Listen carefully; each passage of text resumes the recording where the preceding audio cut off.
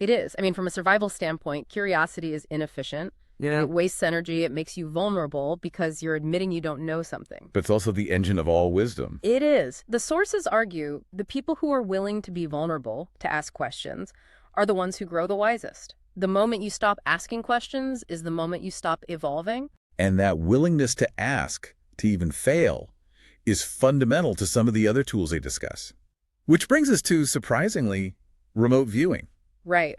Remote viewing, as it's discussed here, is a disciplined protocol for accessing what they call non-local consciousness. And the key idea is that it's a skill, not a gift. An innate human ability, but one that requires immense discipline and a very, very high tolerance for error. How high? They give a pretty stunning number. One veteran viewer said, you got to get it wrong a couple 100,000 times. A couple 100,000. Yeah. It's a process of iteration, of learning to tell the signal apart from the noise in your own head.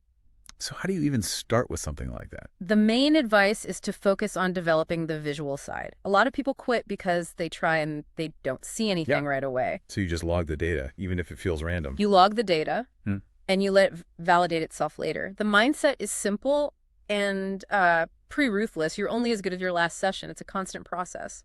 Okay, here's where it gets really interesting for me. How this internal shift is being supercharged by new technology. Enabling the sovereign individual. Exactly. And the central technology here is blockchain, and more specifically, tokenization. The source is called tokenization, a business game changer. Because it streamlines everything. It cuts out expensive intermediaries, all those third parties, and it massively increases transparency. But the thesis they have goes way beyond just, money.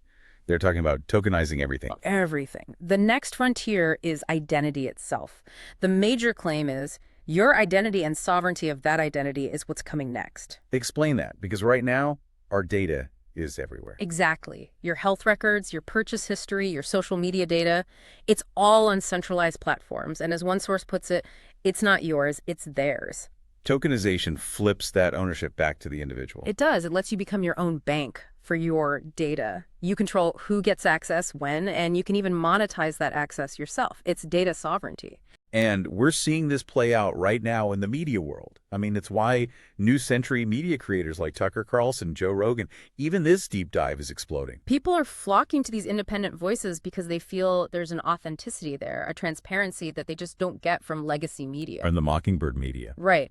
Traditional outlets are seen as non-transparent, non-accountable. The new creators are filling that just vacuum.